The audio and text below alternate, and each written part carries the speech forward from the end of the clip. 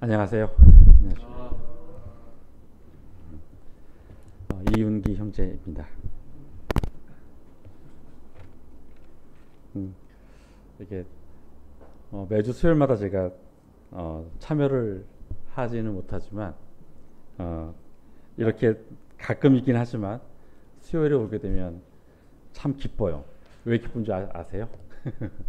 그 맨날 그러니까 옛날식으로 얘기하면 지금 이제 스마트폰이라 하지만 어, 텔레비전으로 보고 있다가 라이브의 방송에 직접 와서 직접 이러한 교회 안에서 울려 퍼지는 하나님의 찬양을 듣는 이 기쁨, 그리고 한 주에 한 번밖에 뵐 수 없는 성도님들을 주중에 한 번도 뵐 수 있는 이 기쁨, 참 너무나도 큰 감동이 되고 너무나도 큰 감사가 되는 것 같습니다. 이게 항상 이렇게 단에 올라가서 어떠한 말씀을 전하라고 하게 되면 이제 많은 심적인 이런 굴곡들이 그 동안에 있어 오게 돼. 이게 한 달 전에 알려주시든 석 달 전에 알려주시든 하루 전날에 알려주시든 이 상태는 크게 변함이 없는 것 같아요. 그러면서 이러한 떨림과 걱정스러움에 여러 생각들을 나중에 정리를 하려고 이제 해가지고 이제 올라오게 되면 제가 마치 AI가 된 그런 기분으로 이 틀에서 벗어나는 건 두렵고 벗어나지 않으려고 하자니 뭔가 교감이 되는 이야기를 할 수가 없는 이런 상황들이 저에게 자주 있어 왔던 것 같아요. 이번에는 아예 준비를 미리 이러한 어떠한 우리가 콘티나 아니면 이러한 것을 갖추지 않고 한번 올라와 보기로 했거든요. 그리고 이제 김영경 형제님이 5분 이상만 쓰면 된다고 말씀하셔서 5분만 하고 내려온다 하더라도 이 안에 계시는 여러 형제님들이 나머지 시간을 또 써주실 거라고 하는 또 믿음 있게 올라왔습니다. 요즘 삶이 좀 어떠신가요? 이 직장에서 실제로 일하시는 성도님들, 또 이제 스스로 이제 저기 사업이나 아니면 이렇게 하시는 형제님들, 또 자매님들, 그리고 학교를 또 다녀야 되고 있는 또 우리 청년들 등등의 많은 성도님들이 겪고 있는 이 사회의 생활의 삶이 어떠한가를 저는 궁금하게 되더라고요. 실제적으로 이제 이러한 개인 사업을 하고 있는 저의 입장으로서는 이렇게 흘러가고 있는 이러한 삶의 또 경제적인, 또 사회적인, 또 정치적인 이러한 흐름들이 다가오는 것들이 굉장히 좀 낯설고 때로는 좀 저의 마음을 평화 가운데 거하지 못하도록 만들고 있는 것 같다는 생각이 좀 들더라고요. 그래서 요 근래에 예전에는 이제 불과 몇 주 전만 하더라도 하루의 시작을 제가 이제 출근을 해서 하루의 시작을 네이버 카페로 시작을 해서 하루의 삶을 시작을 했는데 요 몇 주 동안에는 이제 그 삶이 이제 그렇게 편안하게 이루어지지가 않더라고요.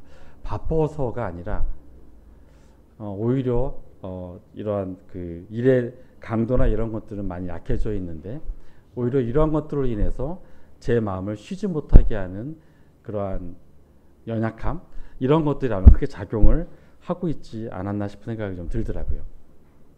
사회적으로 보게 되는 이런 기사들도 보면 참 우리를 암울하게 만드는 그런 기사들이 많이 있죠. 뭐 최근 얼마 전에도 이제 거의 백골 상태로 발견된 어떤 분의 이야기를 좀 잠깐 접하기도 했었는데 뭐 이런 기사는 올해뿐만 아니고 해마다 굉장히 많이들 접할 수 있는 그런 기사이기도 하더라고요.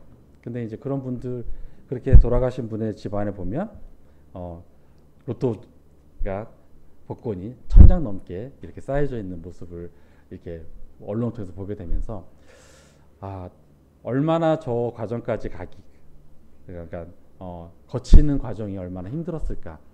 기댈 수 있는 것이 정말 저거밖에 없는 그런 절박한 심정의 그런 사람들이 우리나라에도 꽤나 많이 있을 거라는 생각이 들더라고요. 성도님들은 로또 하시나요? 이게 이게 제가 어떠한 그거에 대해서 판단을 하거나 그런 식으로 생각을 해서 말씀드리는 건 아니고요. 이게 이 많은 성도님들은 분명히 믿음 안에서 하지 않으시는 분들도 계시기도 하고, 아까 말씀드린 것처럼 정말 절박한 심정에 해보고자 하시는 분들도 없지 않아 있지 않을까 생각이 좀 들더라고요. 근데 이제 그런 생각을 하면서 과연 이것을 하는 것이 경건한 삶을 살지 못하는 것인가? 아니면 이것을 하지 않고 지내는 것이 경건한 삶을 살고 있는가에 대한 질문을 제 스스로에게 해보게 됩니다. 이건 저의 이야기니까 이제 부담 갖지 말고 들어주시면 좋을 듯 하고요. 제가 양육반에서 우리 성도님들하고 교제 가운데 그런 얘기 했었거든요. 만약에 제가 근무하는 거 바로 옆에 이제 복권방이 있다고 하면 하루도 거르지 않고 나는 저거를 했을 수도 있었겠다는 생각을 하게 되더라고요. 지금은 하지 않는다고 해서 제가 경건한 것은 결코 아니고, 저의 마음속에 그런 것을 하지 못함이 있었기 때문에 안 하게 되는 거죠. 우리가 살아가는 삶 속에서, 그리고 하나님을 믿고 살아가는 삶 속에서, 그리고 제가 이제 이 로또에 대한 이야기를 성도님께 좀 불편하시겠지만 하는 이유는 이거를 통해서 안 하고 있는 지금 성도님이 계시다고 한다면 과연 이것이 출발점이 어딘가를 한번 생각을 해보셨으면 하는 마음에서 이 말씀을 드리는 겁니다. 이것이 정말 하나님에 대한 완전한 신뢰로부터 시작되는 행위인지, 그러니까 안 하는 행위였는지, 아니면은 그 외에 다른 것이 있는지, 이거를 구분할 수 있는 방법은 이게 당첨 확률이 뭐 800 몇십만 분의 1이라고들 하죠. 제가 정확한 걸 잘은 모르겠는데요. 그러면 너무 이성적이라서 어차피 안 될 것 같으니까 안 하시는 분들도 계시기도 할 거예요. 근데 만약에 이 확률이 50% 내지는 100%라고 만약에 한다고 한다면 어떻게 하시겠습니까? 그리고 당첨금이 뭐 쪼잔하게 10몇 억, 20몇 억 이런 게 아니고요. 막 1000억, 전석경제님이 바라시는 4천억. 만약에 이런 식의 당첨이 될 수 있는 100%짜리가 있다라고 한다면 성도님들 어떻게 하시겠어요? 한번 생각을 해보시면 그 금액이, 사실은 제가 나는 로또를 하지 않는 이유가 하나님의 자녀이기 때문에 그래라고 이야기를 하지만, 이것이 조건들이 달라지게 되면 나도 모르게 딱 한 번만, 이번만 하게 되면 그 다음부터 펼쳐지는 모든 조건들이 나를 이렇게 편안하게 만들고, 이런 편안함 속에 나는 하나님을 더 잘 섬기게 되지 않을까라는 생각을 스스로에게 하게 되더라고요. 제가 지금 드리는 이 말씀이 어디에 나와 있는 말씀처럼 들리세요? 창세기의 말씀이죠. 하와를 유혹했던 사단의 그 유혹들. 어찌 보면 우리 마음속에 나의 하지 않으려고 했던 것이 바뀌었다는 건, 내가 그러니까 진리다 하나님의 말씀이 나에게는 정말 진리로 다가오지 않았기 때문에 그럴 수 있겠다 생각이 들어요. 하와가 사단의 유혹에 넘어갔던 것처럼 그런 유혹이 없을 때에는 나는 하나님을 잘 섬기고 있고, 나는 하나님을 바라보고 하나님의 음성을 기울이고 하나님의 자녀로 살아가고 있다라고 생각을 들었지만, 바로 그러한 유혹 앞에서 그 우선순위가 완전히 뒤바뀌게 되는 사례들을 우리는 창세기에서 볼 수 있고요. 이것이 동일하게 지금 우리에게도 적용되고 있는 것은 또 아닌가 싶은 생각이 들더라고요. 그러면서 우리는 결코 성화가 완전하게 된 사람이 아니에요. 우리는 지금 계속 연약한 육의 몸을 입고 있고요. 그리고 때로는 실패와 좌절과 이러한 고난을 겪으면서 때로는 우리가 낙담하기도 하고요. 하나님을 잠시 놓칠 수도 있습니다. 삶 가운데. 하지만 이런 과정 속에서 여기서 끝나는 것이 아니라, 이런 과정 속에서 우리는 반드시 원래 우리가 믿었던 그 믿음, 하나님이 계시는 바로 그 믿음으로 향하여 가는 그러한 사람의 모습을 우리는 갖춰줘야만 되고, 그런 연습들이 우리에게 필요한 것이 아닌가라는 생각을 해보게 됩니다. 부끄러운 것이 결코 아니고 내가 좌절했다는 것이 부끄러운 것이 아니고 좌절을 통해서 다시 내가 회복이 된다는 것이 정말 중요한 것이고요. 어찌 보면 하나님께서 그런 거를 바라시는 것이 아닐까 하는 생각이 들게 됩니다. 그래서 오늘 서로 좀 길었는데요. 이 구약에서 이런 일들을 한번 같이 함께 교제를 나눴으면 좋겠다는 생각을 좀 해보게 됩니다. 출애굽기 12장 36절 말씀입니다.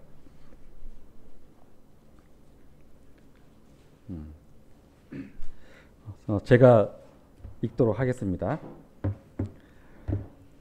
여호와께서 애굽 사람으로 백성에게 은혜를 입히게 하사 그들의 구하는 대로 주게 하심으로 그들이 애굽 사람들의 물품을 취하였더라. 좀 생뚱맞아 보이는 구절 같아 보이십니까? 예전에는 저도 이거를 그냥 이렇게 편하게 읽었었는데요. 다시 한번 읽어보니까는 좀 의미가 달리 느껴져서 이거를 함께 교제를 해보고자 하고 이 위에 올라왔거든요. 이 출애굽기 12장에 있는 것은 이제 하나님께서 모세를 통해서 애굽의 10가지 재앙을 이제 내리시고 나서 그리고 나서 이제 출애굽을 준비하고 있는 이제 이스라엘 민족들의 이야기를 이야기가 좀 나오는데요. 잘 보시게 되면 여호와께서 애굽 사람으로 백성의 은혜를 입히게 하사 그들의 구하는 대로 주게 하심으로 하나님께서 애굽 사람들에게 그 애굽 사람들로 하여금 이스라엘 백성이 구하는 대로 주게 하셨어요. 근데 그 다음 보니까 그들이 애굽 사람들의 물품을 취하였더라. 근데 이렇게 보게 되면 그냥 주셨으니까 취하는 게 맞네라고 생각이 들 수도 있는데 영어로 된 거를 보시게 되면 플런더라고 되어 있어요.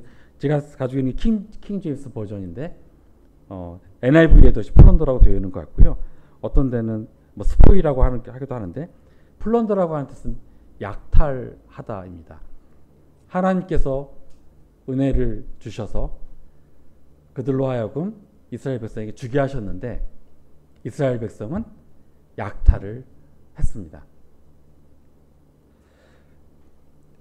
우리 창세기 15장 14절에 보면 아브라함에게 하나님께서 창세기 15장 14절 여기서 잠깐 손 넣으시고요. 창세기 15장 14절 잠깐 좀 같이 보겠습니다. 15장에 하나님께서 아브라함과 맺은 언약의 이야기가 나오는데 14절에 보면 그 섬기는 나라를 내가 징치할지며 그 후에 내 자손이 큰 재물을 이끌고 나오리라. 그러니까 이 얘기는 하나님께서 약 430년 동안 애굽의 밑에 있던 이스라엘 민족을 이끌어내실 때 그들에게 큰 재물을 주시겠다라고 아브라함에게 약속을 하신 거예요. 그리고 다시 돌아서 출애굽기 12장 36절에 보면 하나님께서 그거 하나의 그런 방법 중에 하나로 이스라엘 백성에게 은혜를 주셔서 그들이 가지고 있는 재물과 또 필요한 것들을 이스라엘 민족에게 줄 수 있도록 하셨죠.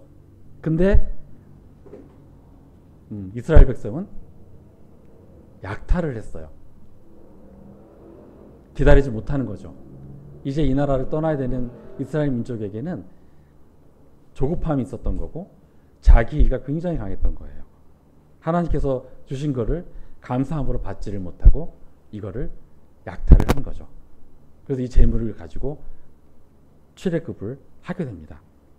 그리고 나서 이스라엘 민족이 이제 광야 생활이 시작이 되는 거죠. 그랬을 때 이들에게 닥친 시련들 중에서 출애굽기 34장 이게 아니라 32장 32장 1절로부터 보게 되면 성도님도 잘 아시는 것처럼 금송아지 사건이 나오게 되는 거죠. 모세가 시내산에 하나님을 만나러 가는 그 기간을 참지 못했을 때 이들의 마음에 아까 약탈했던 것 같은 기다리지 못함이 또한 작용을 했었고 이들이 여기에서 하나님 앞에 큰 죄악을 저지르는 바로 금송아지 사건이 여기서 일어나게 됩니다. 그리고 하나님께서는 이들에게 심판을 내리시죠. 그리고 이거를 통해서 이들은 큰 교훈을 얻게 됩니다. 그리고 나서 이들이 어떻게 변화가 됐냐면 출애굽기 36장에 다시 가게 되면 출애굽기 36장에 보게 되면 이제 2절로부터 5절까지 내용 중에서 이제 하나님의 이러한 성막을 만들려고 할 때 이들이 행한 행위를 보게 되면 5절 모세에게 고하여 가로되 백성이 너무 많이 가져오므로 여호와의 명하신 일에 쓰기에 남음이 있나이다. 우리가 가지고 있는 재물 또한 우리가 가지고 있는 시간 우리가 가지고 있는 우리의 것이 생각하는 이런 모든 것들이 하나님께서 주신 게 아니고 내가 가진 거라고 생각을 하게 되면 언제든지 우리 앞에 닥치는 고난과 어떤 그러한 것들 앞에서 우리의 것을 사용을 하고 이것이 마치 나의 의로 나의 능력으로 되는 것처럼 생각하게 되는 우리의 모습도 보게 되고 이러한 과정을 통해서 하나님께서는 40년이라고 하는 연단의 시간을 이스라엘 민족에게 허락을 하시게 된 거고요. 이런 과정 속에서 이스라엘 민족은 하나님을 경험하고 살아가게 됩니다. 아까 제가 서두에 말씀드렸던 것처럼 경제적인 어려움과 아니면 여러 가지 상황들이 우리에게 계속 닥칠 것이고 이거는 앞으로 더 심해질 수밖에 없으며 또 때로는 정치 경제적으로도 또 사회적으로도 우리를 위험하게 만들고 불안하게 만드는 일들이 더욱더 심하게 될 수밖에 없을 것 같습니다. 이러한 것 앞에서 성도님들은 어떠한 마음으로 나아가시겠습니까? 생각을 해보면 하나님께서 교회를 세우신 그 뜻을 이러한 삶을 통해서 많이 깨닫게 되는 것 같아요. 함께 모여있는 성도들과의 교제를 통해서 회복을 시키시고 또한 사람으로서는 이렇게 하는 것이 참 힘들지 않을까 생각하는 그런 생각들조차도 이 교회 안에 계시는 우리 성도님들께서는 하고 계시거든요.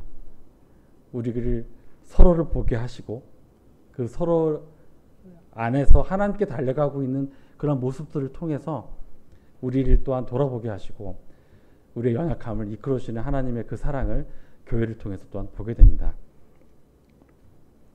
제가 그 잠실교회에 2016년도에 왔거든요. 2016년도에 왔는데 7년이 조금 넘었던 것 같아요. 만으로 따지게 되면. 근데 이제 교회 잠실교회에 제가 더해지고 나서 얼마 안 돼서 이제 전석희 형제님이 이제 저에게 처방전을 주시더라고요. 형제님이 드시는 약을 좀 지어달라고 주시고 그게 벌써 이제 7년이 돼가는 것 같아요. 그리고 이제 성도님들 아시는 것처럼 심혈관계 쪽에 좀 이렇게 좀 원활하지를 못하셔가지고 계속 관리를 잘 받고 계시잖아요. 그리고 7년 동안의 약이 약간 바뀌는 것은 있긴 있었어도 큰 테두리 안에서 크게 변함이 없이 지금까지도 계속 약을 이렇게 드시고 계세요. 그 말인즉슨 관리가 어느 정도 되고 있다라고 하는 의미가 되죠. 근데 이제 이번에 남아강을 떠나기 전에 이제 다시 처방전을 저한테 주셨는데 드시던 약에 이제 2가지가 추가가 된 거예요. 7년 동안에 이제 했던 것들 루틴하게 늘상 이렇게 드셔왔던 것에 비해서 2가지가 이제 추가가 된 거죠. 그 2가지 약물은 이제 응급 약물입니다. 이게 심혈관계 쪽에 이제 문제가 있으신 분들은 언제든지 그것이 다시 막힐 가능성이 굉장히 높고 이러한 막힘을 통해서 우리나라 같은 시스템을 보게 되면 이제 짧은 시간 내에 응급실로 가서 그거를 같이 뚫어놔야 되는 그 시간을 벌기 위한 임금량인 거죠. 보통은 한 가지만 이제 주어지는데 형제님이 두 가지를 주신 거죠. 병원에서. 이거는 의사가 알아서 주는 것이 아니고 전숙 형제님이 달라고 하셨던 것 같다는 생각이 들어요. 제가 물어보지는 않았습니다. 물어보지는 않았는데 이제 그러면서 이제 제가 이제 이 처방전을 보게 되면서 남아공을 향하는 형제님의 마음이 어떠할까 생각을 해봤거든요. 준비를 하고 계시는구나. 보게 되면 담임에서도 그런 말씀을 가끔 하시잖아요. 감기 한번 걸리면 한 2달은 그냥 가는 것 같고 이제 하나님께서 주신 세월의 연수가 점점 지나면 지날수록 그 몸이 이제 쇠퇴해질 수밖에 없는 거죠. 그럼에도 불구하고 우리가 잘 알다시피 남아공에서 일어나고 있는 여러 가지 상황이나 이런 것들을 보게 되면 마치 사도 바울이 그 3차에 걸쳐서 전도 여행을 하면서 세워진 교회를 돌아보고 그 믿음을 굳게 하는 그러한 심정처럼 아마 이제 몸은 아마 허락지 않을 수 있다 할지라도 지금의 상황에서는 남아공에 세워진 교회를 그 믿음을 더 굳게 할 수 있는 또 직접 가서 위로를 해야 될 필요가 분명히 컸었던 것 같다는 생각이 들어요. 이게 늘상 커뮤니케이션을 카톡이나 뭐 아니면 영상통화나 이렇게 하는 것보다 직접 가서 만나는 것이 얼마큼 힘이 되는지 제가 이제 영상으로만 수요일날 이렇게 이런 것들을 보다가 직접 와서 저의 오감으로 다 느껴지는 이러한 것이 저에게 큰 위로가 되었던 것처럼 아마 그러한 위로의 마음이 더 커지 않았을까 싶은 생각이 들거든요. 참 이게 아마 전숙 형제님 혼자만의 이런 모습은 결코 아닐 거라는 생각이 들어요. 지금 우리 교회에 계시는 장로 형제님들의 그런 모습일 수도 있고요. 그리고 믿음에 앞선 형제자매님들의 바로 그런 모습일 수 있습니다. 그것이 밝게 드러나지 않았다 뿐이지 이 교회가 이렇게 영적으로 성장하고 이렇게 자리매김을 할 수밖에 없음은 바로 이렇게 곳곳에 자기 위치에서 이러한 영적인 삶을 살아가고 있는 성도님들이 계시기 때문이 아닐까 싶은 생각이 들거든요.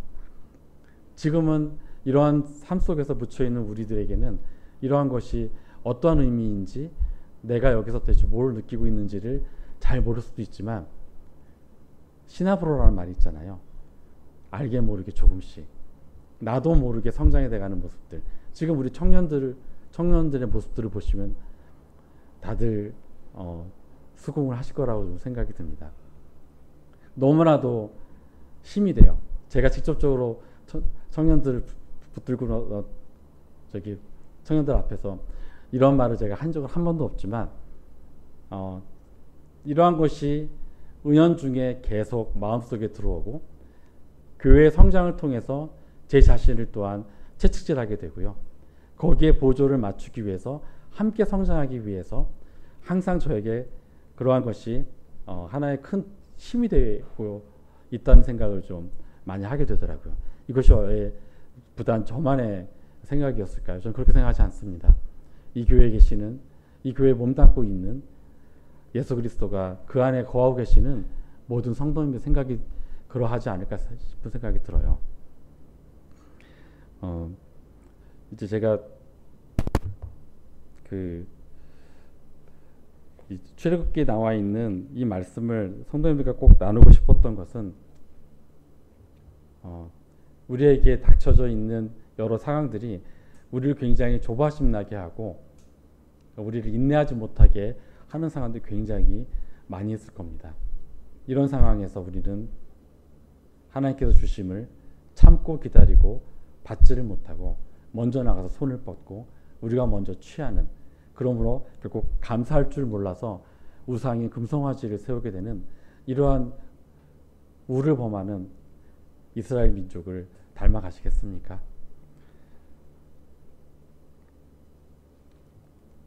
로또 하시겠습니까? 한번 생각을 해보시고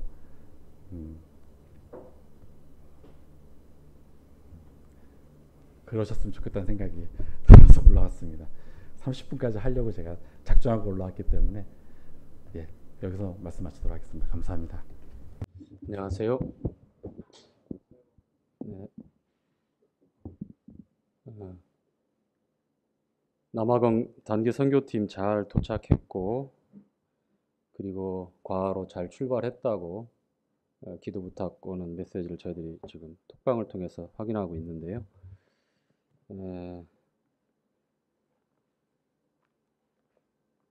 출발부터 도착까지 너무 순탄하게 주님이 선하게 인도해 주신 것 같습니다. 지금 시간이 거기가 7시간 차이 나니까 1시간, 1시간 정도, 1시 반 정도 되겠네, 그렇죠?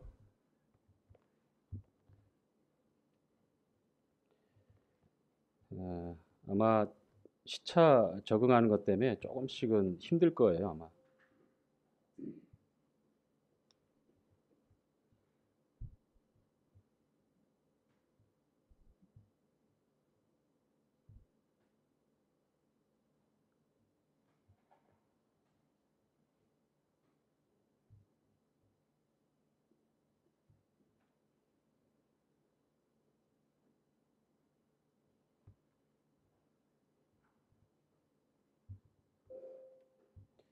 자, 우리 함께 레위기 8장 말씀을 함께 보도록 하겠습니다.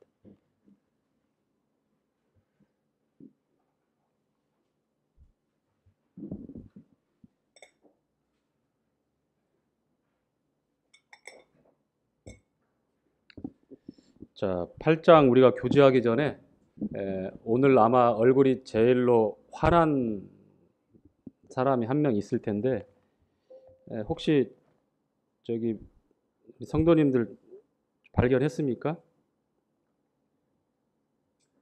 오늘 얼굴이 제일로 환한 그 우리 저기 지체가 한 명 있어요. 우리 러실라 자매가 제일로 환하지 않으세요? 지난 월요일 날 그동안 그렇게 정말 준비하고 애를 썼던 대학원 석사 논문이 통과가 확정됐습니다. 예.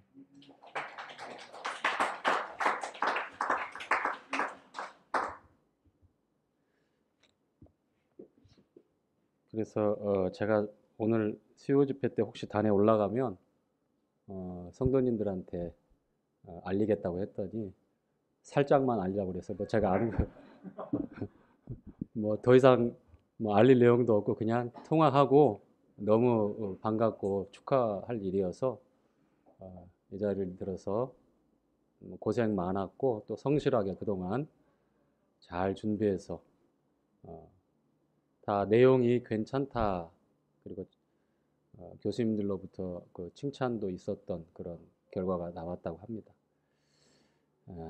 이제 한 곱이 넘었고 이제 다음 단계를 잘 밟아갈 수 있도록 또 계속해서 기도해 주시고요. 뭐 그렇다고 박사학위 준비하는 건 아닙니다. 여기서 이제 일단 중단하고 나중에 이제 사람 일이 어떻게 될지 모르지만 뭐 어떻게 박사학위 준비하실 계획 있으세요? 아니라고 합니다만 네, 한 7, 8년 넘게 한국에서 유학 생활을 하면서 부모님들도 보고 싶고 가족들 모두 보고 싶을 텐데 꾹 참고 그리고 그동안 그 결과가 월요일 날 또 주님께서 또 보답을 또 받게 해주는 것 같아서 개인적으로도 기뻤고 그리고 자매에게 앞으로 조금 더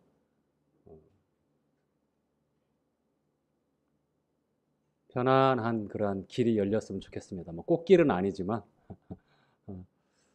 국내에 더 계획을 세워서 있는 방향이든 아니면 다른 방향이든 주님께서 선하게 인도해 주시기 바랍니다. 예, 우리 윤기 형제님 간증 처음 시작 도입 부분이 로또로 시작해서 제가 가슴이 철렁했습니다. 왜냐하면 제가 얼마 안 됐어요. 차 타고 가면서 식구들한테 얘기를 했거든요. 로또. 그래서 우리 저 큰딸이 고발할까요, 아빠? 아니, 불로소득에 대해서 그렇게 뭐라고 하시던 분이 본인이 정작 상황 어렵다고 그런 트릭을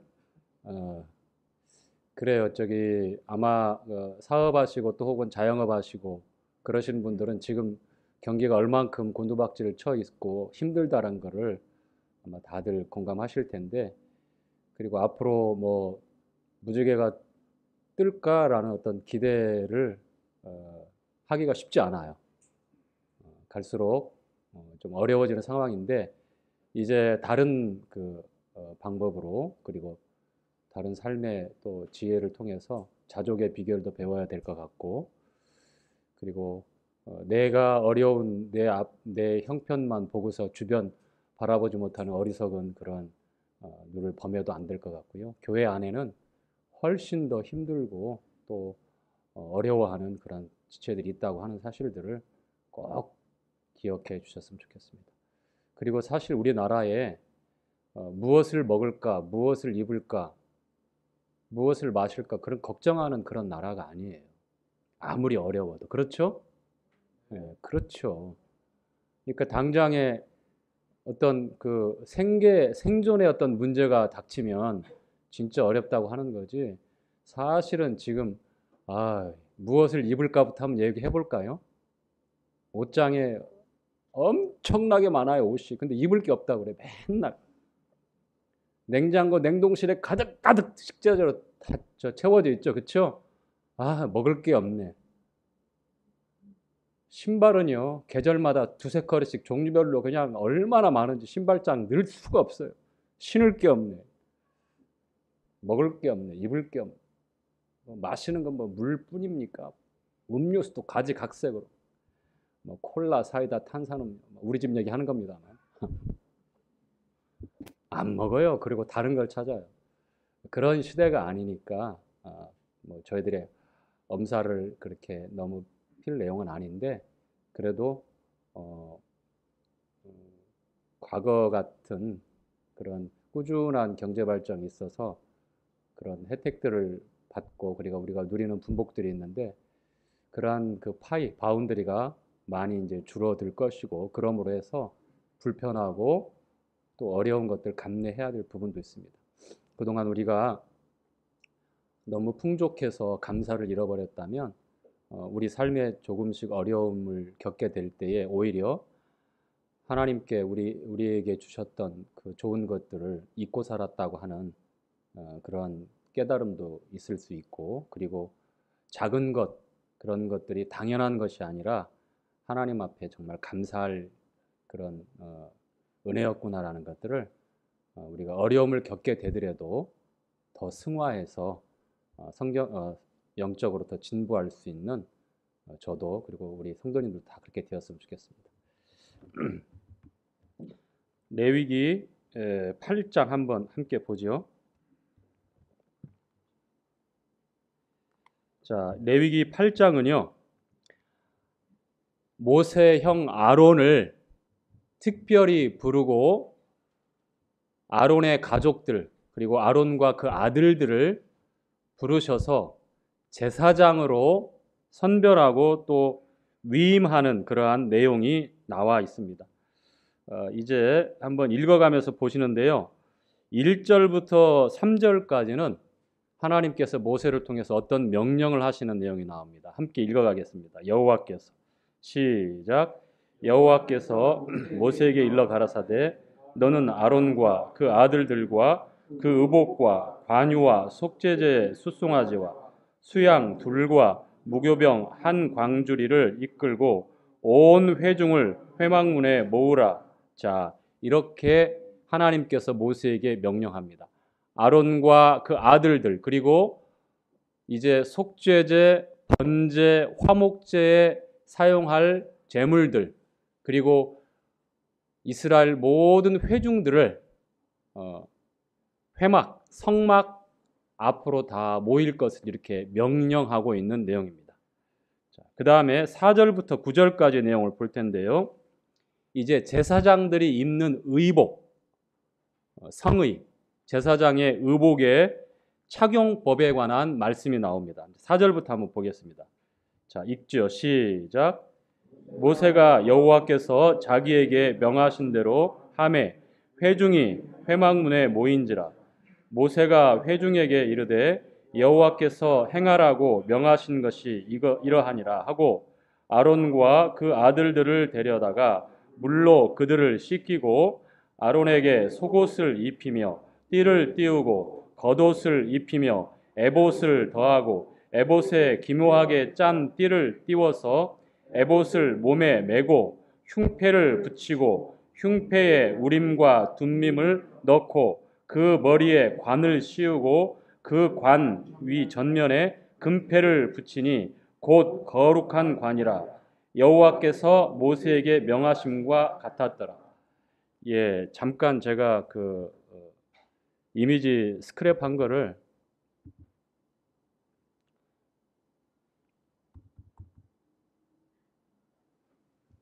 우리 아들 걸 가져와 가지고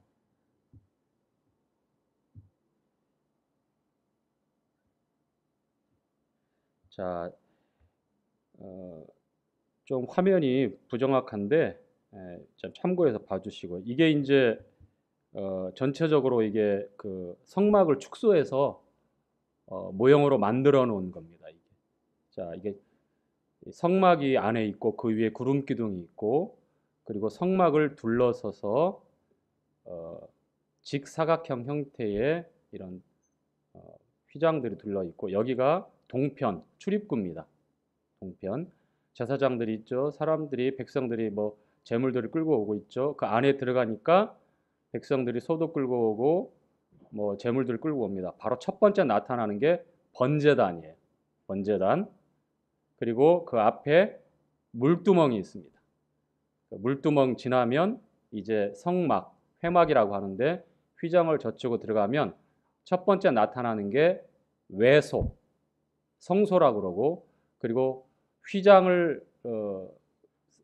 성소와 지성소를 나누고 있는 이 지점에 이제 지성소로 들어가는 그런 그 방법이 되는데 잠깐 이거 참고해서 나중에 이것도 이제 출애굽기 28장과 연결해서 교제할 일이 있겠는데 여기 이제 그 봤을 때 북편 방향인데 여기서 이제 제물들을 잡아요.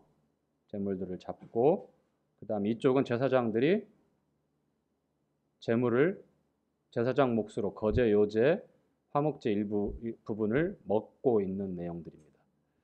자,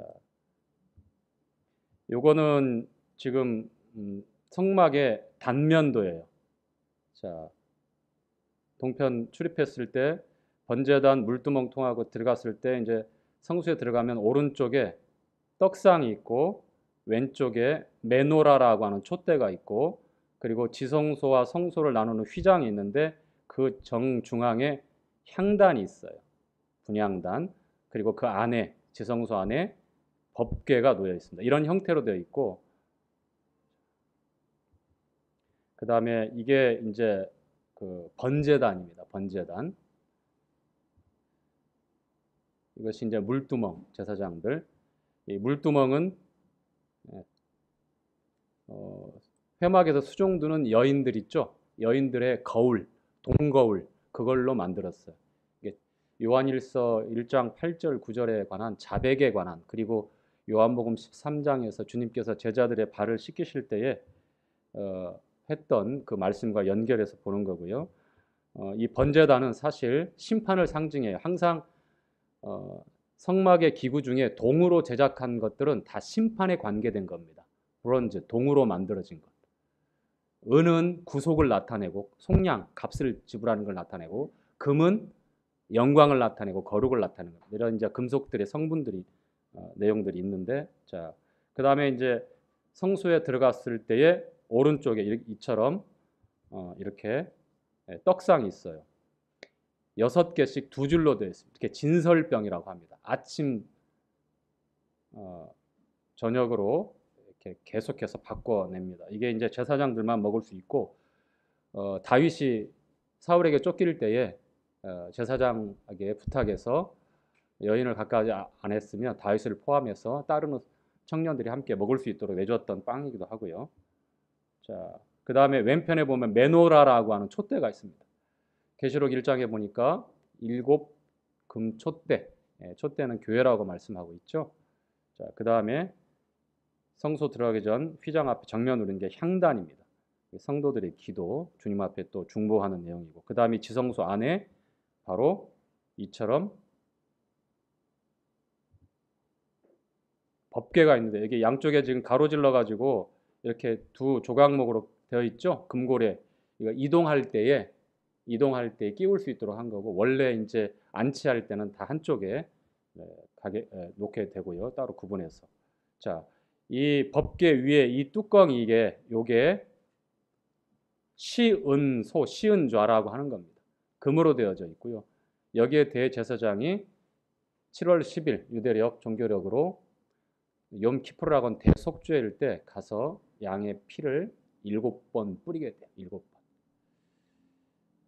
그리고 이 법궤 안에는 처음에는 10계명 두 돌판만 있었는데, 그런데 시간이 지나고 거기에 아론의 쌍난 지팡이와 만나를 담은 항아리까지 새 증거물이 있었죠. 자, 그리고 우리가 금방 4절부터 9절까지 읽었던 내용 중에 바로 대제사장 아론이 어떻게 의복을 착용하는지 그 순서에 대해서 말씀하고 있습니다. 물론 아론이 이렇게 생긴 건 아니었어요. 이건 화가의 상상력으로 이 레위기에 나타난 말씀을 한번 그대로 순서대로 적용한 건데, 여기 보면 무릎까지 내려오는 속바지 형태의 고이라고 하는 속옷이 있습니다. 속옷. 제사장들 항상 이 고이를 입어요. 이게 일반 제사장은 이 속옷이라고 하는 이런 형태의 옷만 입게 됩니다. 그리고 여기에 관을 쓰게 되고요, 머리에. 일반 제사장들은 그렇게 합니다. 그런데 이제 아론과 대제사장 그 위에서 뒤를 이어서 직임을 감당할 대제사장들은 이 속옷과 그 위에 청색 에봇이라고 하는 이 옷을 또 입게 됩니다. 이 에봇을 입고, 이 에봇은 특이한 게 이 끝부분에 성류 모양과 그 다음에 금 방울이 하나하나에서 삥 둘러서 이렇게 둘러져 있는 겁니다. 그래서 움직일 때마다 방울 소리가 나는 것이죠. 그 다음에 이게 겉옷입니다. 에봇이 아니고요.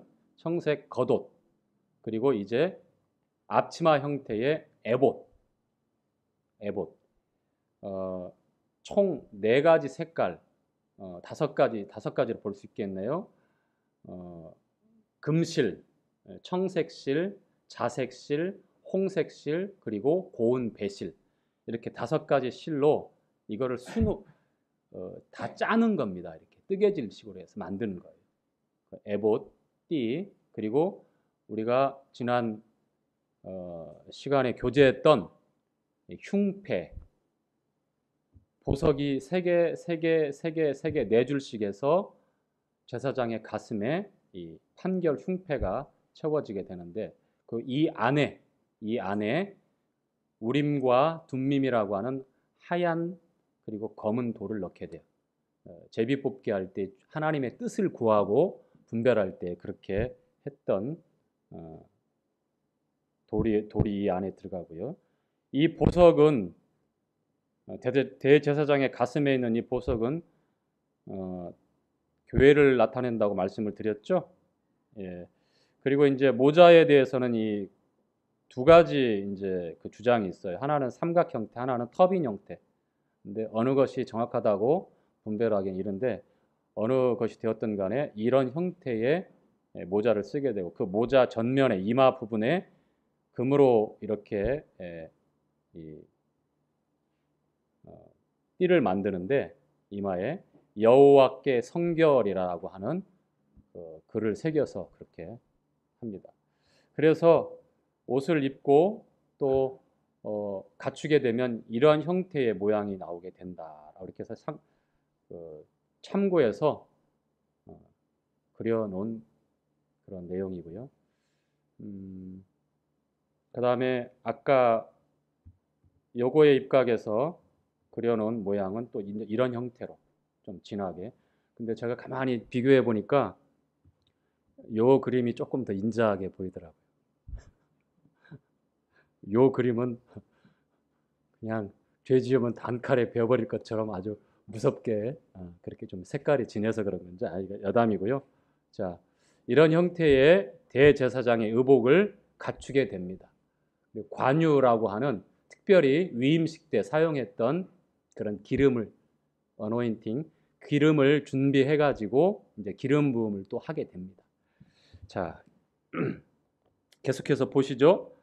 이제 10절부터 13절까지 우리가 먹는 올리브유가 아니라 특별히 또 제조 방법이 있어요.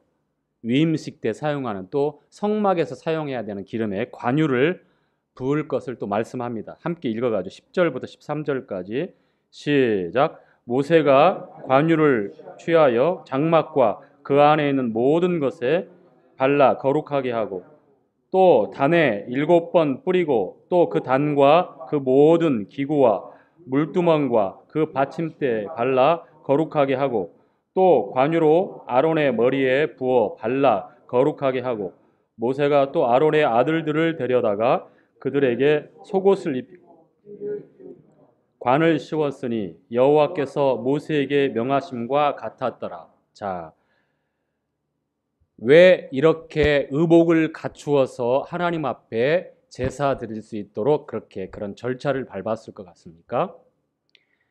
왜 그렇죠? 옷은요, 세상에 죄가 들어오기 전까지는 사람에게 필요가 없었습니다. 그렇죠? 그런데 죄가 세상에 들어오고 죄인이 되어서 이제 그 사람들은 하나님을 두려워하고 하나님의 낯을 피하여 숨을 수밖에 없는 존재가 되었어요. 자신들의 부끄러움과 두려움을 가리기 위해서 최초로 등장했던 옷이 무엇이죠? 은선자매, 조르마 썩 물러가거라. 뭐죠? 앞치마죠. 겨우 앞에만, 뒤에는 다 개방되어져 있고 전신도 가릴 수 없는. 그런데 시간이 지나고 또 어떻게 돼요? 바스락바스락 부서지죠. 늘 수고해야 돼요. 늘 두려움과 늘 부끄러움을 피할 수가 없어요. 어떻게 할 수가 없어요. 사람 편에서. 하나님께서 그래서 옷을 반영구적인 코트, 전신을 가리는 가죽옷을 준비해서 주셨죠. 그리고 하나님께서 자, 옷은 자, 제사장의 의복은 옷은요. 그래서 하나님 앞에 나아갈 때에 이 옷이 상징하는 것은 그 사람의 신분과 그 사람의 역할을 나타내고 있어요. 운동선수들은 유니폼, 어떤 운동을 하는지 알고 있어요. 학생들은 교복을 입고요. 그 다음에 회사에 속한 유니폼이 있잖아요. 그렇죠? 병원에서 입는 간호사들이 입는 옷, 가운 다 달라요. 그 옷이 그 사람의 신분과 역할을 나타내고 있는 것입니다. 즉 대제사장의 옷, 제사장의 의복은 하나님께 나아갈 때 내 신분이 무엇이고 누구고 또 내 역할이 어떤 역할이고 그것을 잊을 수가 없어요. 준비하고 거기에 걸맞는 답게 그렇게 주님 앞에 나아가는 것입니다. 자, 이제 속죄제와 그리고 번제와 화목제가 차례대로 이제 제사장 위임식 때에 드려지는 순서입니다. 먼저 속죄제부터 한번 보죠. 속죄제부터 함께 볼까요? 자, 14절부터 시작. 모세가 또 속죄제의 수송아지를 끌어오니 아론과 그 아들들이 그 속죄제 수송아지 머리에 안수하며 모세가 잡고 그 피를 취하여 손가락으로 그 피를 단에 내 귀퉁이에 뿔에 발라 단을 깨끗하게 하고 그 피는 단 밑에 쏟아 단을 속하여 거룩하게 하고 또 내장에 덮인 모든 기름과 간 꺼풀과 두 콩팥과 그 기름을 취하여 단 위에 불사르고 그 수송아지 곧 그 가죽과 고기와 똥은 진 밖에 불살랐으니 여호와께서 모세에게 명하심과 같았더라. 우리가 5대 제사를 배울 때에 속죄제를 배웠죠. 그 형식대로 합니다. 속죄제는 전부 다 불살라야 되고 진 밖에서 또 불살릅니다. 의미가 어떤 의미인지 아시죠?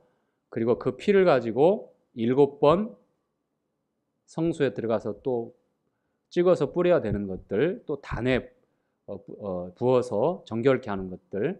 자, 그리고 이제 이어지는 번제가 있습니다. 이 번제는 전인격적인 헌신을 나타낸다라고 우리가 교제했었죠. 자, 함께 보겠습니다. 18절부터요. 시작. 또 번제 수양을 드릴 때 아론과 그 아들들이 그 수양의 머리에 안수하며 모세가 잡아 그 피를 단 주위에 뿌리고 그 수양의 각을 뜨고 그 머리와 각든 것과 기름을 불사르고 물로 내장과 정갱이들을 씻고 그 수양의 전부를 단 위에 불사르니 이는 향기로운 냄새를 위하여 드리는 번제로 여호와께 드리는 화제라. 여호와께서 모세에게 명하심과 같았더라. 속죄제 이후의 번제입니다. 먼저는 제사장으로 위임될 때도 반드시 하나님 앞에 해결해야 될 첫 번째 죄의 문제들 정결하게 하고 성결한 상황에서 그리고 그 삶을 구별하고 하나님 앞에 전적인 헌신을 표하는 번제를 통해서 그 삶을 그대로 드리는 그러한 예식이죠. 이 번제의 특징은 하나님께서 향기롭게 받으시는 제사입니다. 우리에게 이 번제를 나타낼 때에 로마서 12장 1절과 2절이 우리에게 잘 설명해 주고 있는 겁니다. 그러므로 형제들아 내가 하나님의 모든 자비하심으로 너희를 권하노니 너희는 이 세대를 본받지 말고 마음을 새롭게 함으로 변화를 받아 그 다음에 뭐지요? 하나님의 선하시고 온전하시고 기뻐하신 뜻이 무엇인지 분별하도록 하라. 그렇죠? 그리고 어떻게 말씀을 하고 있죠? 자, 넘어갈게요. 그렇죠. 우리 몸을 하나님이 기뻐하시는 거룩한 산 제사, living sacrifice. 모든 제물들은 다 죽어서 구약의 제물들은 살아서 드릴 수가 없어요. 심판 후에니까. 그렇죠? 그런데 왜 living sacrifice라고 그랬어요? 우리 주님의 부활과 함께 우리는 이제 하나님 앞에 구별해서 드릴 수 있는 구별된 합당한 섬김을 할 수 있는 그러한 제물들이 되어 있어요. 그것이 우리의 영적 예배이고 살아있는 예배입니다. 자, 화목제를 한번 보겠습니다. 자, 22절부터 또 시작. 또 다른 수양 곧 위임식의 수양을 드릴새 아론과 그 아들들이 그 수양의 머리에 안수하며 모세가 잡고 그 피를 취하여 아론의 오른 귓뿌리와 오른 엄지가락과 오른 발 엄지가락에 바르고 아론의 아들들을 데려다가 그 오른 귓뿌리와 오른손 엄지가락과 오른발 엄지가락에 그 피를 바르고 또 그 피를 단 주위에 뿌리고 그가 또 그 기름과 기름진 꼬리와 내장에 덮인 모든 기름과 간 꺼풀과 두 콩팥과 그 기름과 우편 뒷다리를 취하고 여호와 앞 무교병 광주리에서 무교병 한 개와 기름 섞은 떡 한 개와 전병 한 개를 취하여 그 기름 위에와 우편 뒷다리 위에 놓아 그 전부를 아론의 손과 그 아들들의 손에 두어 여호와 앞에 흔들어 요제를 삼게 하고 모세가 그것을 그들의 손에서 취하여 단 윗 번제물 위에 불사르니 이는 향기로운 냄새를 위하여 드리는 위임식 제사로 여호와께 드리는 화제라. 자, 29절까지 이에 모세가 그 가슴을 취하여 여호와 앞에 흔들어 요제를 삼았으니 이는 위임식 수양의 모세의 응식이라. 여호와께서 모세에게 명하심과 같았더라. 자, 차례대로 속죄제, 번제, 화목제. 화목제 드릴 때는 요제라고 하는 흔들어서 흔드는 요제와 또 드는 거제 이렇게 소개가 되어졌는데 그 중에 제사장의 몫으로 요제는 돌려져서 화목제 후에는 이렇게 하나님과 화목하게 되고 그 기쁨을 함께 나누는 그러한 자리를 갖게 됩니다. 그래서 화목제를 뭐라고 그랬어요? 펠로우십 오퍼링이라고 그랬잖아요. 그렇죠? 뭐 미트 오퍼링, 뭐 밀 오퍼링, 뭐 이렇게 여러 표현들이 있지만 펠로우십 오퍼링이라고 이렇게 교제를 했던 것으로 기억이 있죠. 자, 그런데 주목해서 봐야 될 한 부분을 제가 설명을 드리고 싶습니다. 22절부터 24절까지의 내용인데 오른 귀, 귓불, 그 다음에 오른 엄지 손가락, 그리고 오른 엄지 발가락에 뭘 발라요? 왜 그랬을 것 같아요? 왜 하필 오른쪽 귓볼, 엄지 손가락, 엄지 발가락이었을까요? 오른, 이 라이트, 오른쪽은 대표예요, 대표. 권위, 힘을 나타냅니다. 그래서 보좌 우편에 주님이 앉으셨다고 하는 것은 아버지가 지금 보좌 정중앙에 계시고 우의적 역할을 하시는 것처럼 아들이 앉아있고 좌의적 역할을 하는 성령님이 앉아있고, 그렇게 생각하면 안 돼요. 그 삼신론입니다. 하나님은 한 분이에요. 우리가 볼 수 있는 보좌에 앉아 계시는 하나님은 예수님을 통해서 부활하신 예수님이 하나님의 왕좌에 그 앉아서 아버지를 드러냅니다. 그것을 보좌 우편에 앉아 계신다라고 이렇게 성경이 증거하는 거예요. 우리가 생각하는 것처럼 왕 옆에 세자, 아니면 그 왕후가 앉아 있고 그렇게 생각하시면 안 돼요. 하나님은 한 분이시죠, 한 분. 이해 가시죠? 그래서 우편이라고 하는 것은 힘, 권위, 대표를 나타내는 겁니다. 그렇게 표현하는 겁니다. 자, 그런데 실제로 주님이 골고다 십자가에 달리셨을 때에 오른 귓불이에 주님의 피가 흘러내렸고, 그리고 오른 엄지손가락에 주님의 피가 발라져 흘러내렸고, 그리고 오른 엄지 발가락에 주님의 거룩한 보혈이 흘러갔습니다. 주님의 가시관을 쓰시고 이 머리가 찢겨졌을 때 그 보배로운 피가 어떻게 흘러내렸을 것 같아요? 그렇죠? 얼굴을 타고 내리면서 귓가를 적셨겠죠? 그 다음에 이렇게 십자가에 만약에 박히셨다면 어렵겠죠? 밑으로 떨어지니까. 그래서 십자가는 가장 고통스러운, 사람의 신체적으로 가장 고통스럽고 조이는 그런 형벌이거든요. 이렇게보다 이렇게 십자가에 못 박을 때 사람이 호흡할 수 없기 때문에 더 고통스럽다고 합니다. 앞으로 이렇게 더 쏠리잖아요. 그럴 수밖에 없어요. 그래서 이렇게 십자가에 못 박았다는 것이 정설이에요. 그러면 당연히 그 못자국에서 어떻게 나올까요? 피가 주님의 엄지손가락을 통해서 흘러 떨어지겠죠? 그 다음에 발은 당연하게 이렇게 했든 아니면 양쪽에서 이렇게 박았든 주님의 엄지발가락에 그대로 피가, 그 주님의 보배로운 피가 흘러내렸을 겁니다. 이미 화목제를 통해서 아론과 그 아들들에게 피를 발랐던 것은 바로 우리 주님께서 어떻게 구별해서 제사장으로 하나님 앞에 제물로 그 사역을 온전히 감당하셨을 것인지, 하실 것인지 미리 보여주신 것입니다. 아시겠죠? 이런 내용이 여기에 담겨져 있습니다. 자, 그리고 이제 마지막까지 읽도록 하죠. 이제 마지막까지는 위임식의 장소와 시간인데 읽고 오늘 마치도록 해야 될 것 같습니다. 자, 30절부터 36절까지.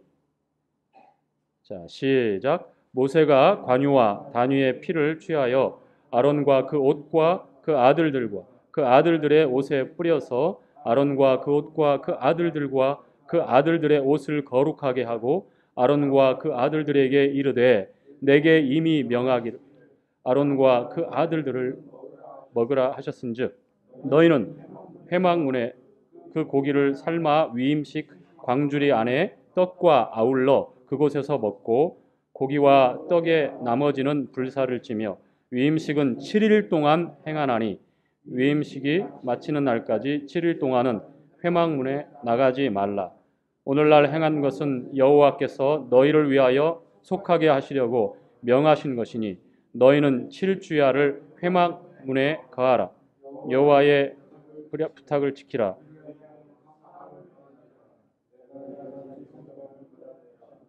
아론과 그 아들들이 여호와께서 모세로 명하신 모든 일을 준행하니라. 자, 모세를 통해서 하나님께서 명령한 7주야 동안 저녁, 낮 7주야 동안 떠나지 말고 거기서 이와 같은 속죄제, 번제, 화목제를 통해서 하나님 앞에 구별된 그런 제사장의 위임식, 준비된 의복을 입고 하나님 앞에서 그렇게 드려졌던 시간과 내용을 이렇게 8장에서 우리가 함께 교제했습니다. 이 말씀을 통해서 이제 결론을 짧게 내리자면 히브리서 3장에 주님을 우리의 대제사장으로 말씀하시죠. 그렇죠? 자, 우리의 믿는 도리의 사도시며 대제사장이신 예수를 깊이 생각하라. 또한 디모데전서 2장 5절에 보니까 하나님과 사람 사이의 중보가 사람이신 그리스도 한 분이라고 말씀합니다. 이 대제사장, 제사장들은 하나님과 백성들 사이에서 중재자 역할을 하는 일이에요. 성막이 있고 그 성막을 둘러선 레위 지파가 성직을 제사장 가문인 레위 성직을 세습하는 레위 지파가 이렇게 텐트를 쳐요. 다. 그리고 그 둘러서서 세 지파씩 동서남북으로 동쪽으로 유다 지파를 비롯해서 세 지파씩 해서 두르게 됩니다. 하나님과 백성들 사이에 다이렉트로 왔다 갔다 할 수가 없어요. 죄 때문에. 제사장이 항상 그 사이에서 중재 역할을 합니다. 바로 주님을 상징하는 내용들이었어요. 이게 바로. 자, 결국은 주님이 요한복음 17장에 어떻게 기도하시는지 그 기도의 내용에 보니까 하나 아버지가 내 안에 내가 아버지 안에 저희가 내 안에 있음을 알게 하옵소서. 저희로 하나가 되게 해서 그걸 알게 하사 영생은 곧 유일하신 참 하나님과 그의 보내신 자 예수 그리스도를 아는 것이다. 하나가 된다는 것, 영생을 사는 것을 나타낸 겁니다. 그리스도 안에서.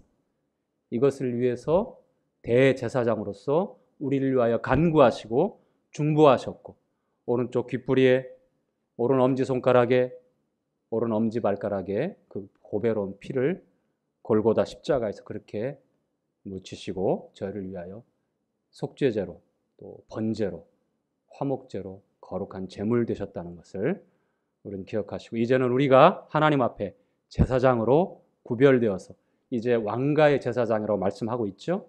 그래서 주님 앞에 구별된 거룩하게 구별된 이 거룩이라고 하는 것은 금욕적이고 수도사처럼 어디 은둔해서 사는 걸 가리키지 않습니다. 구별된 것. 생각이 우리의 마음이 우리의 삶의 가치관이 세상과 구별되어서 하나님과 함께하는 것이 성경에서 말씀하고 있는 거룩입니다. 그렇게 하나님 앞에 왕가의 제사장들로 예배를 드리고 또 전적인 헌신을 통해서 주님을 영화롭게 하는 저와 여러분 우리 잠실교회 성도들이 되었으면 좋겠습니다. 이상 교제를 마치도록 하겠습니다.